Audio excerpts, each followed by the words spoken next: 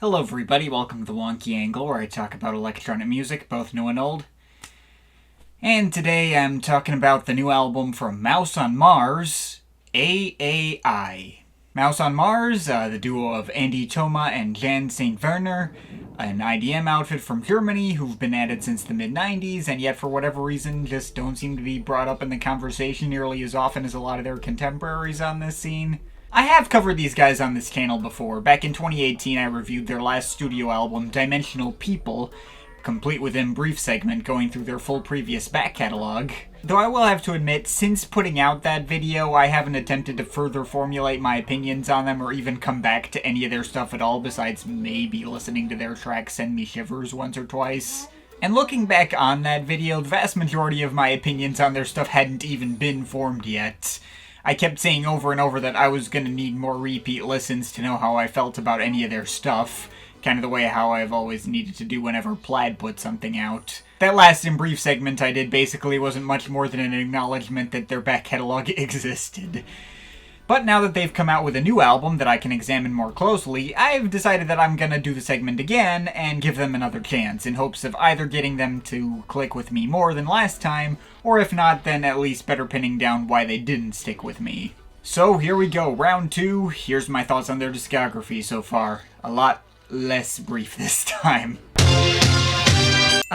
This is an album I really want to love but only really like. It's mostly this very uplifting and refreshing sounding ambient techno and IDM blend that feels really creative and lively. I love the way the TB303s on this thing sound throughout, and the best moments on here like Frush and Ooh-Ah are fantastic, and make great use of their extended lengths with their constant progression keeping me invested. But there's also some moments here where it feels like it's just meandering aimlessly, ending up in much more minimal and subtle territory that doesn't grab me nearly as much. Also, the closer is pretty dull and disappointing. There's something special here that I still find intriguing and I feel like I'd want to hang on to, but I don't think it's consistent enough for me to fully sign off on as great.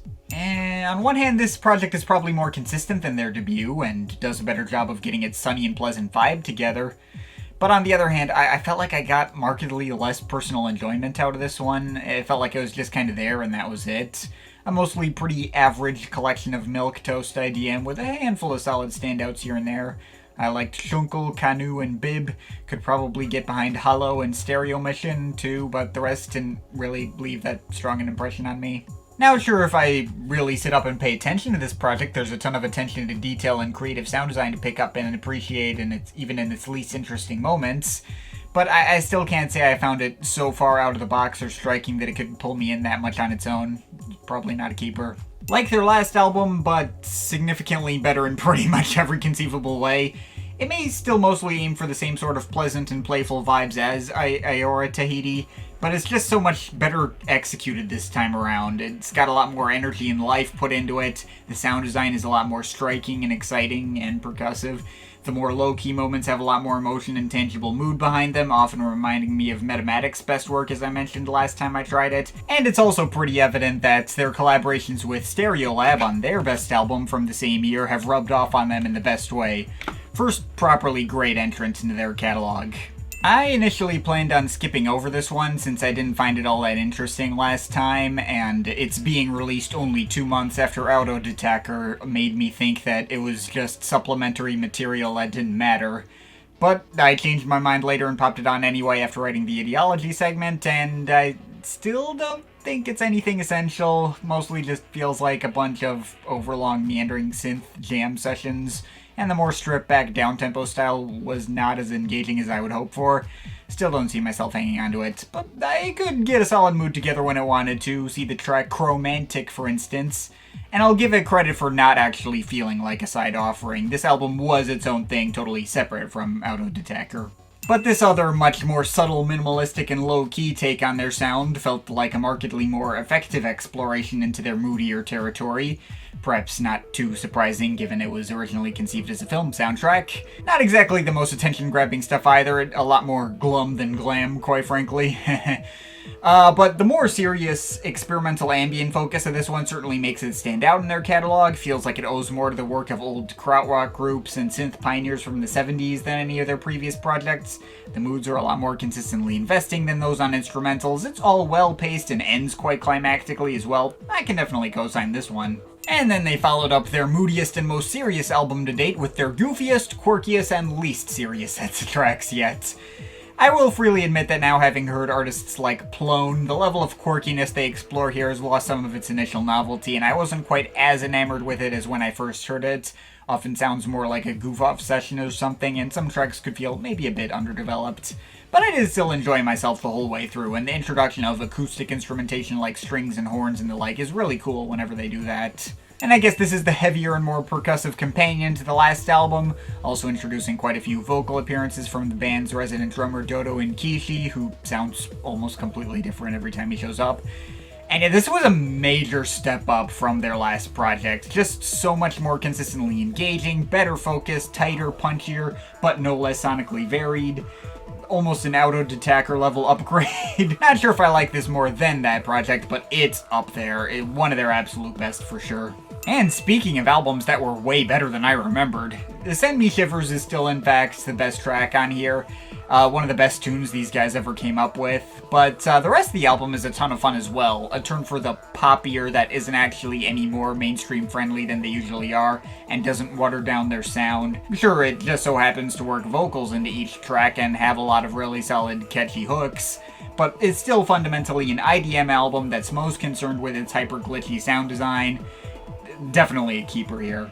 And now, as if to directly contrast their last album being one of their most accessible, here we have their noisiest, most aggressive, and extreme work to date, even incorporating super rough and distorted metal guitars in many parts.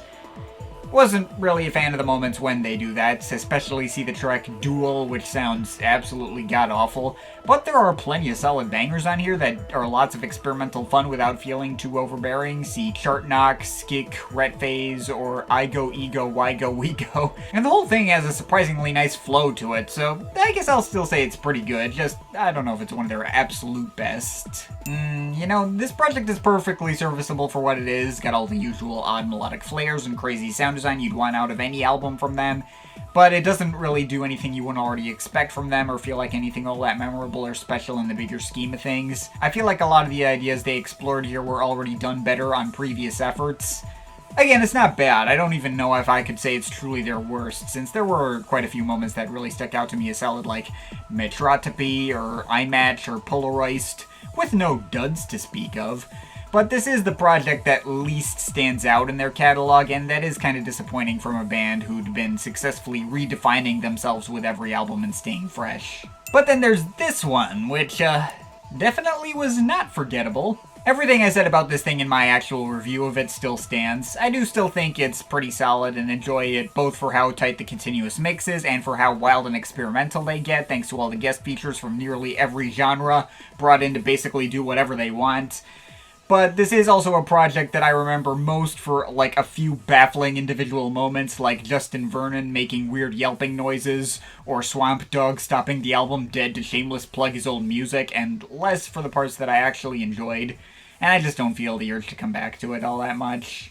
Which brings us to here. Now that I have much more solidly formed opinions on these guys than I did back in 2018, I can say that while Mouse on Mars can be pretty hit or miss for me on a personal level, with some projects totally knocking it out of the park, others leaving little to no impression on me, and some that just feel like one-off detours, they'll always bring a baseline level of quality through their constant creativity, attention to detail, and adventurousness, with each new album having its own identity, and often pushing themselves into new unproven territory. As for this latest album, AAI, I was a little worried about how this was going to turn out. Perhaps unfortunately that title does not stand for Ace Attorney Investigations, but instead Anarchic Artificial Intelligence. And of course that meant they were going to be incorporating AI-generated elements into this album, mostly by way of AI-generated narration directly talking about the rise of AI. This could be a cool idea in theory, but I have been kind of worried about this kind of release ever since that one Holly Herndon project that was all about AI training and leaned almost entirely on the novelty of using AI to make music at all. which was a problem because A, the idea didn't have that much novelty to begin with, it's not like she was the first to try it out or anything, and B, the music just wasn't there to support it. It felt like a half-baked scattershot experiment that only occasionally felt like actual music.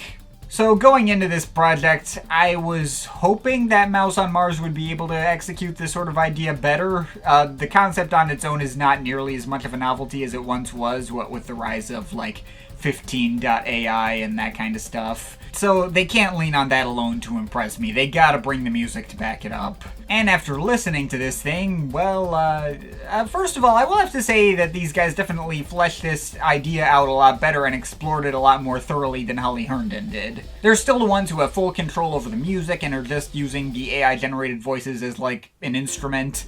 Both in the sense that it's being used as narration on the album's many interludes, and even on many of the longer tracks, but they're also going further and chopping up the AI voice to make it beatbox, or filtering it so that it sounds like their trademark bubbly synth licks. It's a present element on every track, and they have plenty of different ways to make use of it, while combining it with regular acoustic drumming and other synth instrumentation that isn't as intrinsically tied to AI.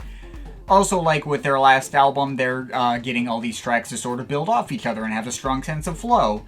It does feel like a well-realized album that explores this particular concept as best as they can, and it definitely does not feel half-assed. But man, do I wish the actual music were more interesting. It's weird because I was in fact worried that this was roughly the level of enjoyment I was going to actually get out of this project, but it's not for any of the reasons I expected. I mean, the concept is fine. It's well executed and interesting. It even hits that right balance of not intruding upon the listening experience in any substantial way, but also not feeling like unimportant window dressing. The trouble is, the beats that Andy Toma and Jan St. Werner themselves provide are often very dull and lifeless and repetitive. If you took away the AI elements and just focused on the core grooves of these tracks, most of them are really subpar and thin and just do not pull me in much at all. Save for some occasional live drumming from Dodo and Kishi to pump things up sometimes. But even he's not present enough to save this thing either. If the idea was for, like, the irony of the human contributions feeling like the most robotic aspect of this album, and the AI stuff being what actually gives much of this project its human touch, well, actually that would be pretty clever and would reinforce the concept pretty well too. I think that was the idea that they were actually going for. But it still doesn't often make for one of their more interesting or engaging listening experiences. I mean, there are 20 tracks here, but I do not have something to note about all of them. Never mind the fact that more than half of the track listing is comprised of quick interludes and track fragments lasting less than 3 minutes. A lot of this project totally runs together for me in one big messy blur that just doesn't give me much to discuss. And a lot of the sections I take the most issue with are actually the longer tracks, especially near the beginning.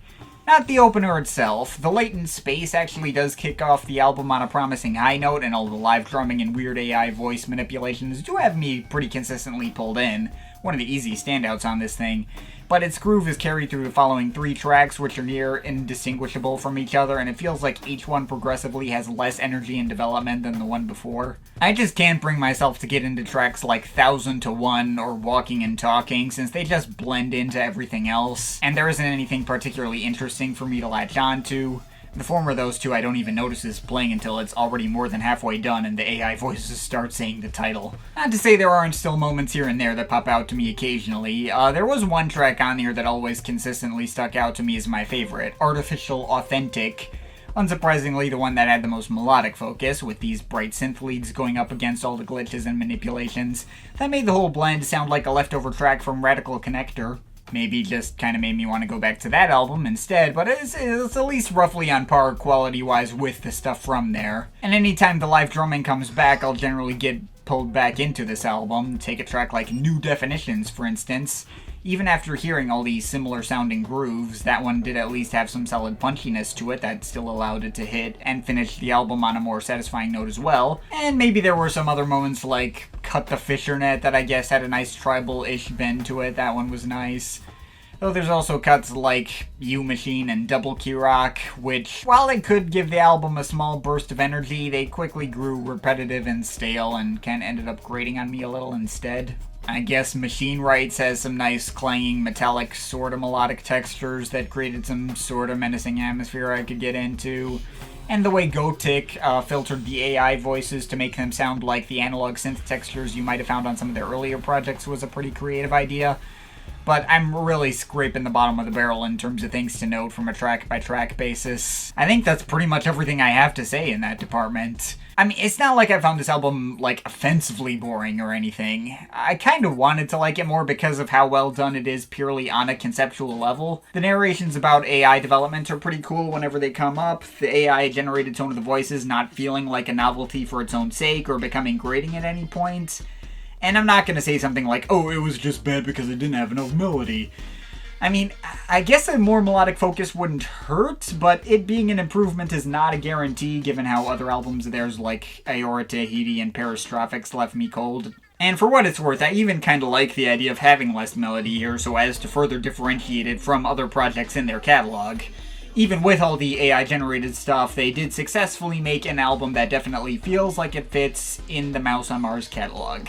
What they were lacking here was just texture and variety, and they only have themselves to blame for it, especially since those have been among their greatest strengths and part of their core appeal for decades. Trouble is, in trying so hard not to steal the spotlight from the AI and make this into like this big proof of concept on how that kind of stuff can be used in music that still feels human, as ambitious of an idea as it is, and as cool as it is that they did actually kind of pull it off, the resulting music just felt rather dull and one note. So, I guess take that all as you will. I guess AAI is an interesting one-off experiment for them that I can respect, and I find perfectly inoffensive and listenable from front to back, but I have no urge to come back to beyond this video, and I'm overall feeling the lightest possible solid 6 out of 10. But of course, this is just my opinion. You can feel free to disagree with it, but I'd like to hear your thoughts, so leave the comments in the comment thing down there. Shout out to my Patreon supporters. They're awesome people. You want to add yourself to that list or make me review something, link to my Patreon is in the description. But yeah, that's pretty much it. That's all for today. See you next time.